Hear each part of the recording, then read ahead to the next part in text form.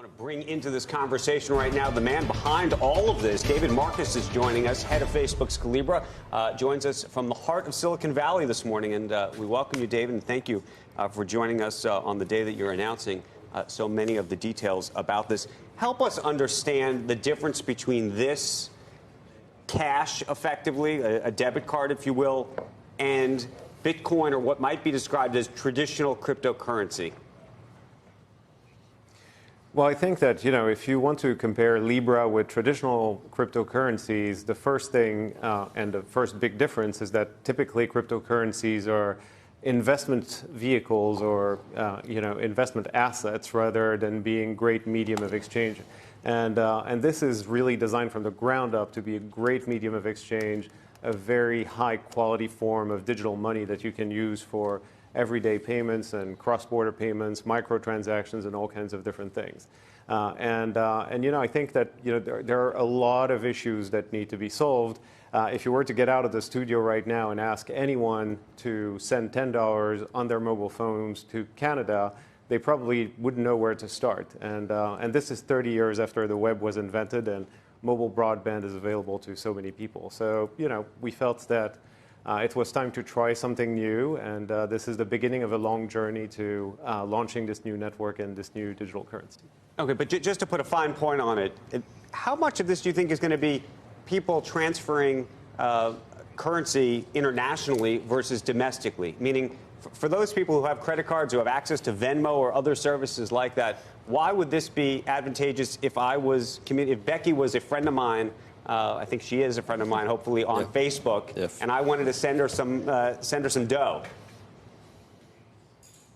Well, I think, we are privileged. We live in a country that has a very stable currency, very trusted institutions, easy ways to pay each other on mobile devices. But that's actually not the case for many, many people around the world. And definitely, to your earlier point, cross-border payments are still very hard, very expensive, cost an average of 7% to send, across one border. Right. Sometimes takes 3-4 days to clear. It is a very cumbersome and expensive process for many, many people around the world. Right. And so, I think that if you think about it from a use case, cross-border payments is definitely going to be a primary use case. But I think that when you think about the effect that having an internet of value exist, or a protocol for money on top of the existing internet, and all of the things that can be built on top of a low-cost system like this, microtransactions are things that we've been talking about for decades and hasn't materialized because the amount you're trying to transact is actually lower than the transaction fees. So when all of these things change and you can move value around the internet in a really easy way, I think profound changes might happen. David, we want to bring Julia back into the conversation in just one moment, but I have one very quick question, and maybe it's not a quick one, which is at a moment where there is so much distrust around Facebook, or at least questions about trust, and currency and money is ultimately, its ultimate basis is about trust. What do you do about that? How do you square that circle? Well, I think that, I have a slightly contrarian view on this, which is that I don't think there's ever been a better moment for us to do this because of the way we're doing it. As Julia was mentioning earlier, we're actually going to launch this new blockchain at some point next year. We've launched a testnet today that people can start experimenting with. But this new blockchain is actually going to be decentralized and run by the members of an association. And we're just going to be one among many to govern over this new network and currency. And so I think, when you look at how much effort we've put to limit our influence and limit our control over this network, I think, it's a new way of operating. So you don't ultimately have control over it, David?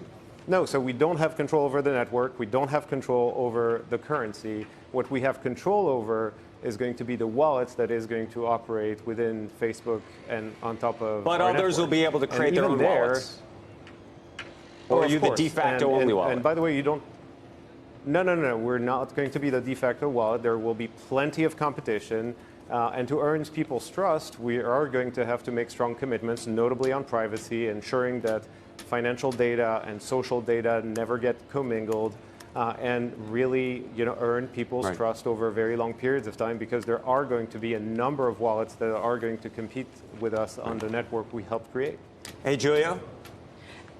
Yes, thanks, Andrew, and thank you for joining us on this, David. David, I think one really big question here is what Facebook's incentive is on this. If you're not going to be running the Libra currency, there's got to be some end goal to profit from the Calibra app. You've certainly invested a significant amount of resources in this project over a number of years, and if you're going to be allowing people to send money around the world for free, how and where are you going to be making money from this Calibra app? Walk us through the potential down the line. Well, first and foremost, I think that it's really important to say that if such a network already existed today, so a blockchain that can scale to serve billions of people, a digital native currency that is stable and of very high quality, then we would not have to worry about creating that, and my life would be a lot simpler.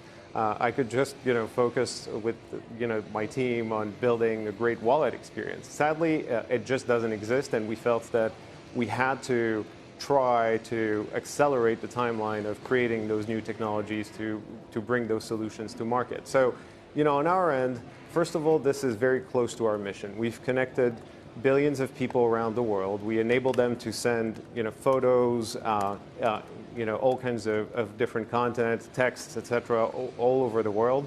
But we're not enabling value movement. So 2.7 billion people use our products on any given month. On the other side of it, we have 90 million small businesses that are on the platform. And if everyone can actually transact with one universal unit of value, then we believe that over time it can create a lot of opportunity for more commerce on the platform, more transactions, and those small businesses will end up potentially buying more ads, because those ads will be more effective for everyone involved. Hey, David, I realize. So, David, I understand if you get. Go ahead. Sorry. I understand, David, if you get people to spend more time on Facebook, that offers opportunity to get more advertising dollars. But in terms of the Calibra app itself, what are the services that could be profitable for Calibra? Are you going to be offering loans? Are you going to be offering bill payments? Where could we see new revenue streams for Facebook, and at what point will those start to kick in? So not for quite some time, because right now what we're going to be focused on, first of all, the network isn't even live with a mainnet that's available to everyone. This is just a test net with a lot of documents that we've put out there to share governance and how this network will hopefully come to life at some point next year. When the network comes live, what we're going to focus all of our energy on is actually bringing this new currency and these new experiences to the mainstream and focusing on adoption. But in a number of years out, if this network is successful, if a lot of people are actually using this service, we will start building more services, in financial services, because I feel that lowering access, lowering the barriers of access to capital and lowering cost of access to capital and a new network on which intrinsic costs are completely different could be a very large opportunity over time. But again, we're not going to focus on that for a number of years. At first, we're just going to focus on enabling this new network to exist across Facebook and try to empower as many people as possible to access this new high-quality digital currency and transact with one another. Hey, David, I realize that you're going to be operating this separately than Facebook, but I think from a privacy perspective, people are still going to be concerned. This is a free service. You're not going to charge me fees for that, but I assume you're going to make money somehow. Should I assume that you will eventually be taking whatever private information I'm putting on there about my money, about my transactions, about any of those things, and eventually using that to market to me? Never. And, that's the whole point of Not internally either? A specific entity.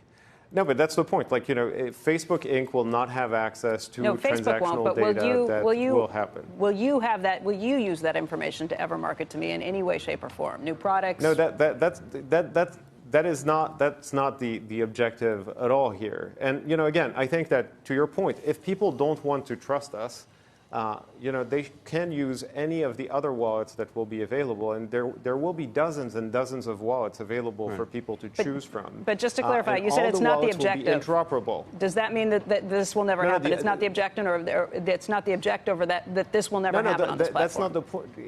It is not the point to use data on Calibra, the wallet, to market to you. That's not the point at all, and that's not the way we'll monetize. Again, the principal way that this will accrue to Facebook in the short term is basically, not in the short term, but after this network launches and is adopted by lots of people, which will take time, is actually going to be removing friction for transactions between the 90 million small businesses that we have on the platform and the 2.7 billion people who use our products every month. Hey, David, and that alone will drive more revenues on advertising, which is more than enough in our core business for the first years in the foreseeable future. Hey, David, final question. When you react to this, this is Phil Chen, Decentralized Chief Officer from HTC. He thinks you, by the way, might have a success on your hand, but therefore he says if the top line question about Facebook and antitrust is about whether to break it up and spin off the likes of WhatsApp and Instagram, well, this global coin is the most invasive and dangerous form of surveillance they could have devised thus far. This will easily become the most dangerous antitrust case in history. If it's launched and adopted worldwide, we're bound to see Facebook as the top 10 biggest companies for the next 100 years that have complete ownership of the customer.